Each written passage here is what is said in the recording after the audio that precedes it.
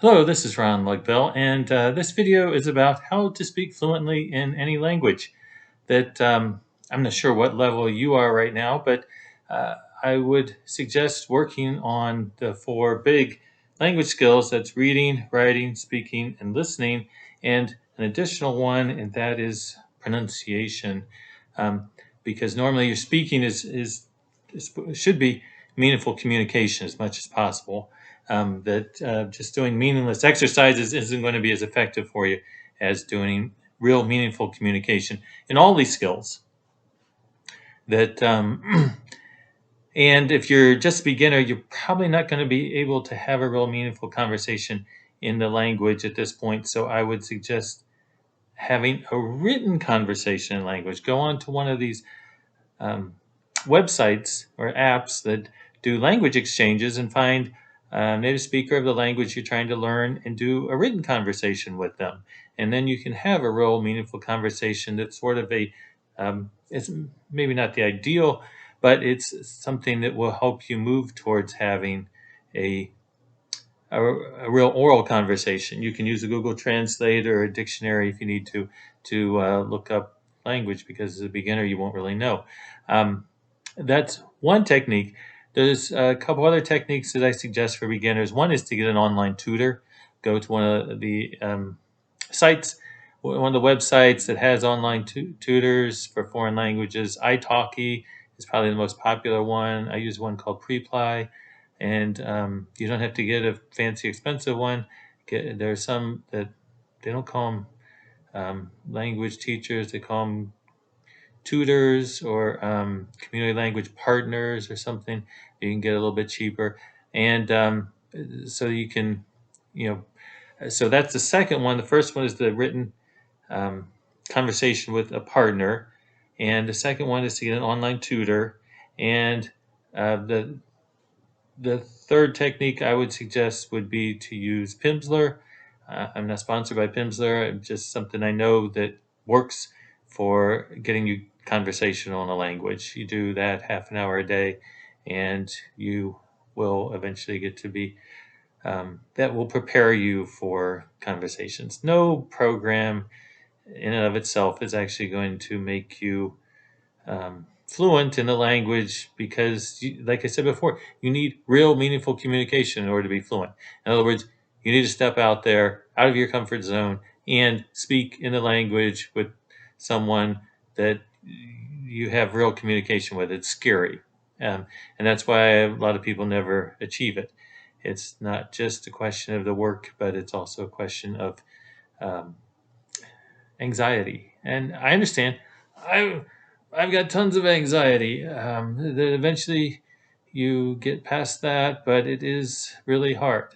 Um, so, all right. So the written language exchanges, Pimsleur, and an online tutor.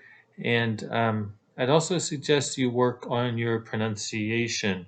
There's a program I use called Glossico, or you can just go to Google Translate and put in some sentences and just mimic the native speaker. Like, put in a sentence and hit the little bell icon, and then you repeat right after the native speaker. That will help.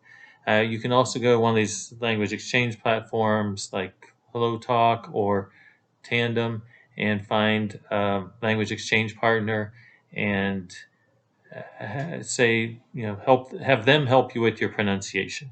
That I think, mimicking is probably a really good technique. There may be some sounds you're not able to make at this point in the foreign language. But with some time, it's like anything. You can learn to do it. You can learn to roll your R's, or you can learn to make sounds that you don't have in your language. It may seem really hard at first, but everything seems really hard at first. And then, with time and practice, you eventually get it. Um, so those are some techniques that I would suggest. And to get fluent in the language, you need to not only learn new things like as soon as possible. I would suggest getting an easy reader in the language. Like, let's see, here's one that that I got in French, and it has a CD that goes with it, so you can play the audio book and read along, and you're getting both. You're getting the listening and the reading comprehension all at the same time. So that will help you. That's another technique that will also help you, and you can do that as a beginner. That you can do that. That there's some easy audio books you can look online and Amazon or one of these specialty bookstores that deals with foreign language books, and get that. Um, or you can record a native speaker. That if you've got a friend or someone that you could actually just record them reading something aloud to you, and that's another technique. Um, okay, that yeah, you need to work on all of the above. Even if your only goal is speaking, you might want to concentrate more on that speaking, but the reading helps a lot.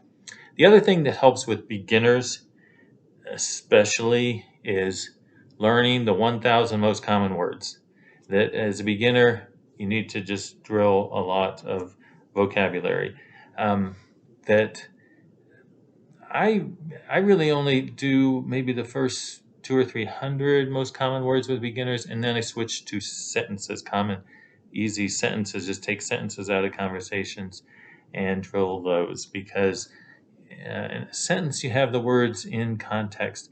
But in any case, you want to be using common words, not uncommon, weird, special. And unless there's, if you are interested in a particular field, like, if you are a veterinarian and you want to talk with people in foreign countries about, veterinary medicine, by all means, yes, do that and learn your specialized vocabulary for your field. Or if you are into horseback riding and you want to just talk with people in your field, that's a great way to learn a foreign language. You have a common interest. I became fluent in French. I took 1 year of college French. I didn't have any French in high school. And then I thought to myself, well, it'll take me years to get fluent this way. This doesn't really work.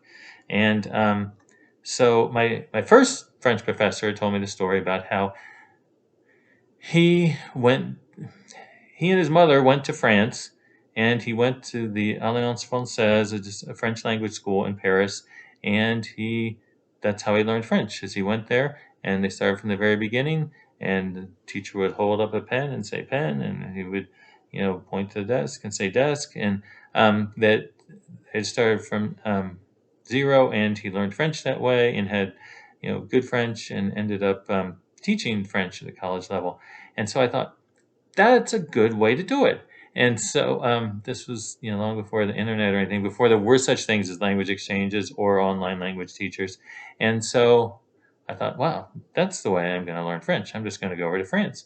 I'll just go to Paris, and I'll take classes at this Alliance Française. And I did. And it actually worked out really well for me, because I did what kayak racing, and so I would connect with the French kayak racers there. So the mornings I would go into Paris, and I lived with these kayak racers at this school, the sports school outside of Paris called INSEP, and so I would eat there, and I would live with them, and I would go paddling with the kayakers. So, and in the mornings, I would have the immersive, I'd have the language lessons that were all in French.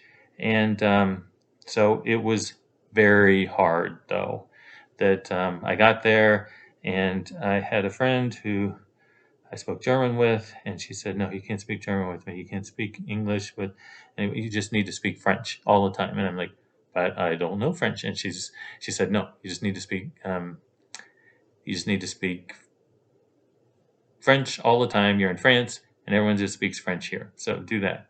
And so it was, sink or swim, and eventually I learned it, because I think I had the both going on at the same time. I had the lessons and the informal talking with peers, friends in French thing. And so that was a highly effective method. I I would recommend that. However, most people are not able to do that, right? And most people, you've probably got a job, you've probably got a family, you got other things you need to do. So, so that's what I would recommend, is doing those 5 things. And and then once you are more of an intermediate, not just a beginner at that point, you can start doing more online language exchanges where you're not writing to a partner, but you're speaking with a partner. I do 4 or 5 language exchanges a week in Spanish now, and that's a great way to improve your fluency. And I would also keep up the reading and the other things, the vocabulary, because that will come in useful also. So that's how you're going to get fluent in your language, the language that you're learning. So good luck.